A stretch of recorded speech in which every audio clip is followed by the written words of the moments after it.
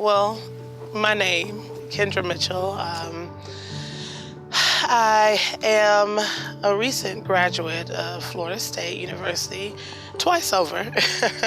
I've earned both my master's and my PhD in English, but under the category or in the discipline of rhetoric and composition studies. Having a PhD, even though it's in English, and even though it's in rhetoric and composition studies, the process that allowed me to accomplish that created such a capacity for me to deal with complex situations. So I can distill that degree, I can distill my graduate experiences into other lived experiences. So I can transfer that into a non-teaching environment, so it's portable.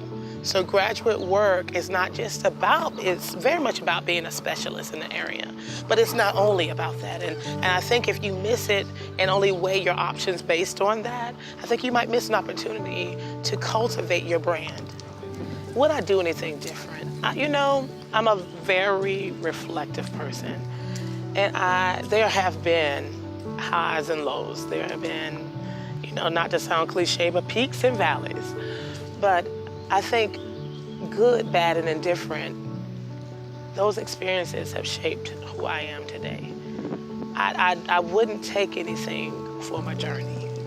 I would not trade any of those experiences because I'm afraid of what that would take away from me.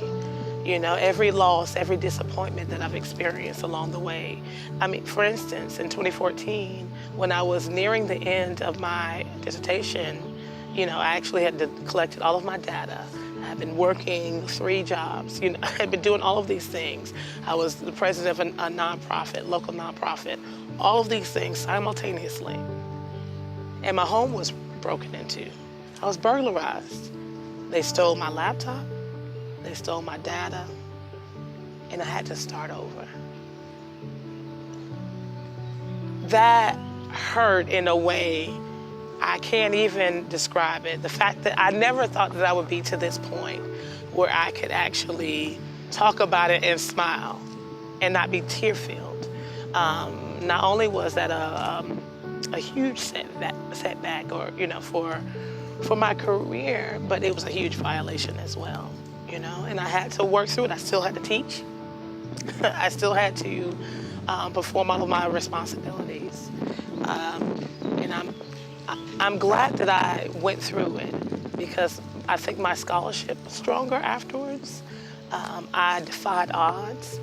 I finished in record time. In a year's time, I rewrote things. I did it, and I had the Fulbright.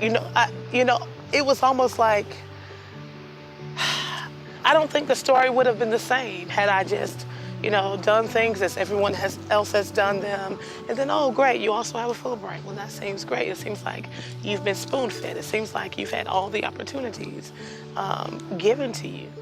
And that has not been the case. They've been hard-won, but they've been worth the fight. So I wouldn't trade them. They've fortified me. They've created such a compassion for my students. I have understanding and empathy for the student who is often overlooked, the one who we don't know is a scholar yet, because on the surface, they're still walking through some difficult moments or some transitional periods. And like those who've done it for me, that's something that I aim to do. It's like, I want to be there for that person. I want to be an example. Don't limit yourself to who you think you want to be today.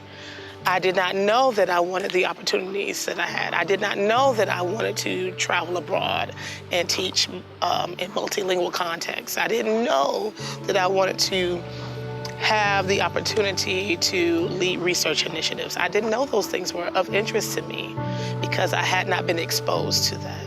So I would say first, allow yourself the liberty of being exposed to new experiences.